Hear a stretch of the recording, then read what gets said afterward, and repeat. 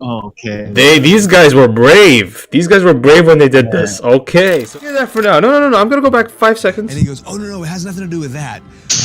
He said, "It's there's free pizza there," and I go, "Oh, I like free pizza." What? You can't make up a fiction more than this. This is like worse than Romeo and Juliet. No, they're like bribing him. Bribing him with pizza. Like, please tell me no, someone took this seriously, please, because I really want to like meet this person who took this seriously and just ask him, like, are they okay? Like, no one with -1 brain cells would believe this story, this fictitious, made-up, on-spot story.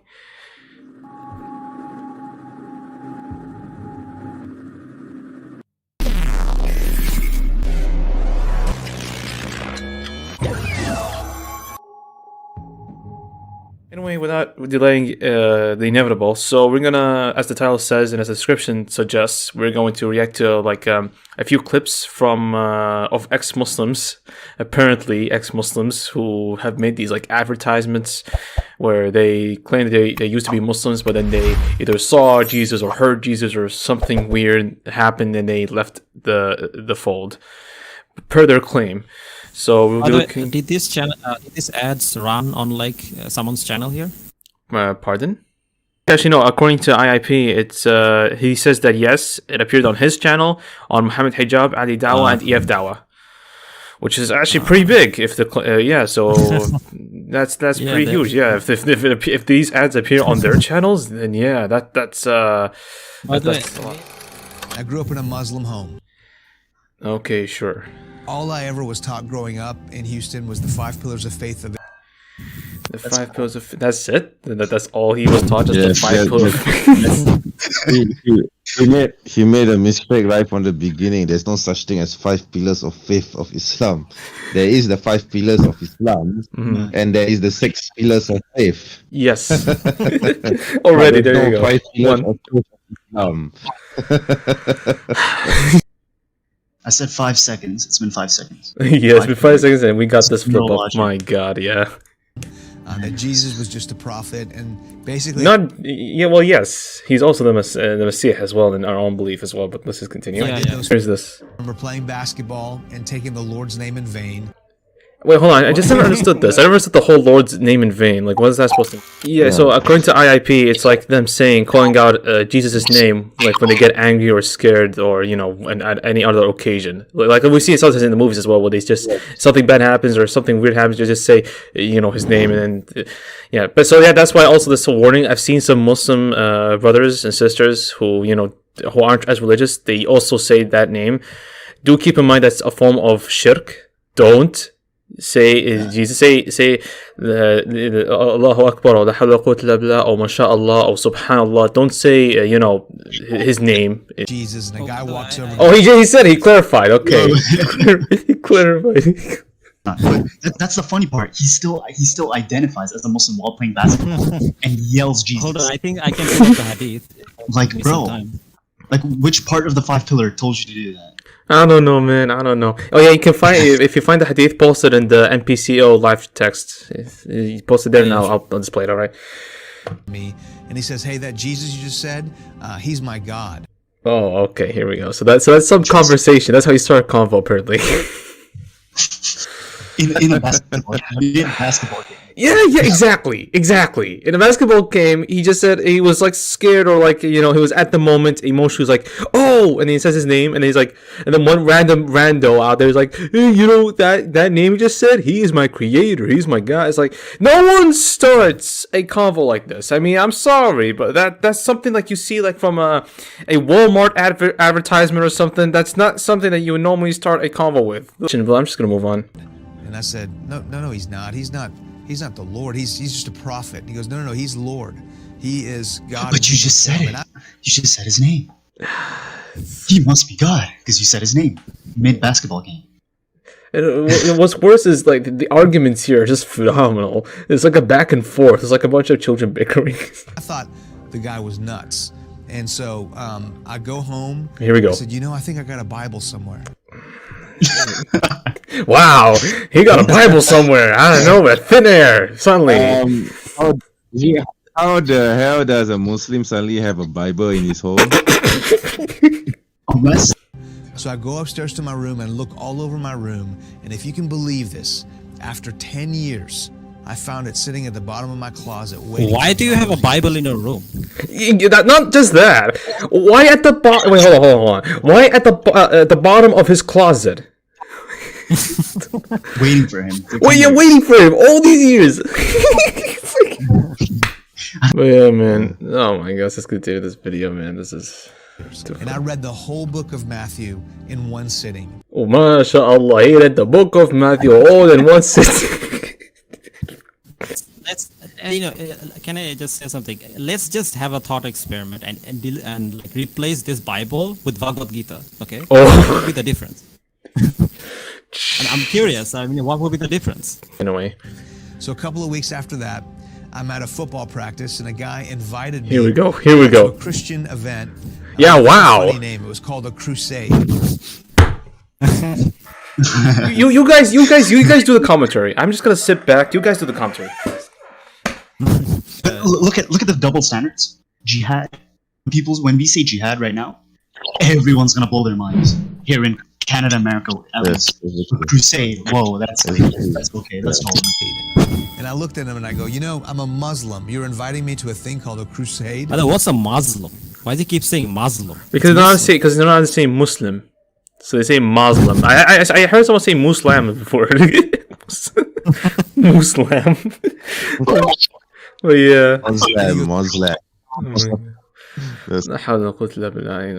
Oh no, it has nothing to do with that. He said there's free pizza there. And Didn't he just say at the beginning that we knew that Jesus was a prophet, and now he's like, and he actually fell for the guy who told him it has nothing to do with that? No, what's worse? No. Forget that for now. No. I'm gonna go back 5 seconds. And he goes, oh no, it has nothing to do with that. He said there's free pizza there, and I go, oh, I like free pizza. What? You can't make up a fiction more than this. This is like worse than Romeo and Juliet. No, they're like bribing him. Bribing him with pizza. And look at his face. I mean, he fell for it, and he still doesn't realize after 10 years or whatever. He looks like a paid actor to me, anyway. Oh my god, man! I don't know if please tell me someone took this seriously, please, because I really want to meet this person who took this seriously and just ask him, are they okay? No one with -1 brain cells would believe this story, this fictitious, made up on spot story. Oh my god! All right. So I went. And I heard the gospel preached. God opened my heart to believe. Oh, wow. Yeah, mashallah. The gospel he heard was preached. And God, at that moment in time, opened his heart. Wait a minute. How does he know? Oh, wait. I do have a question. How does he know that it was the gospel that was being preached? Yeah, yeah, that's also a good question. Yeah, how does he know that that's actually in fact the gospel, not just the church speaking as usual?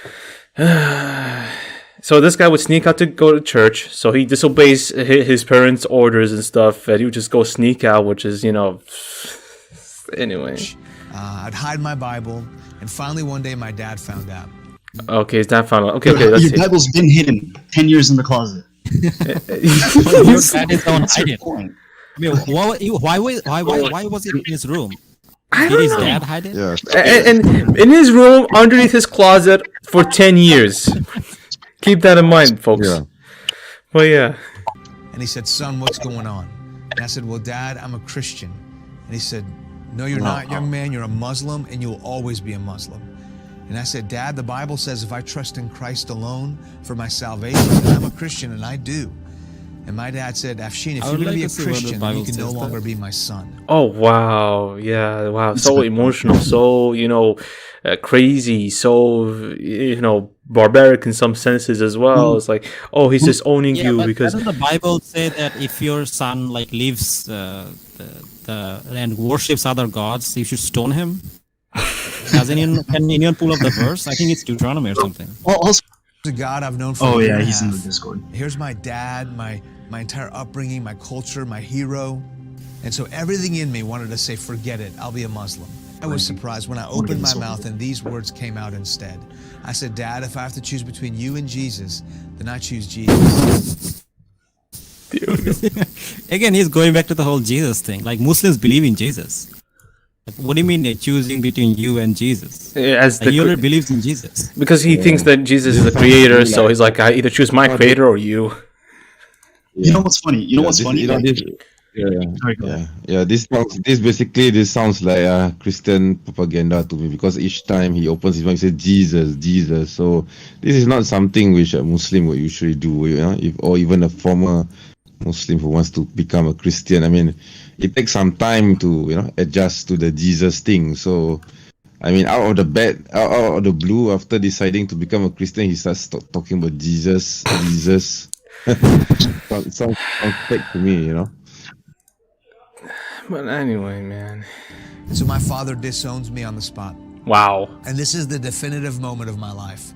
I fell on my knees and I said, God, how could you do this to me? So Deuteronomy 13:6-9, it says, if your brother, your mother's son, or your son or daughter, or the wife you cherish, or your friend who is as your own soul, entice you secretly, saying, let us go and serve other gods, whom neither you nor your fathers have known, of the gods of the peoples who are around you, near you or far from you, from one end of the earth to the other end, you shall not yield to him or listen to him. Your eye shall not pity him, nor shall you spare or conceal him, but you shall surely kill him.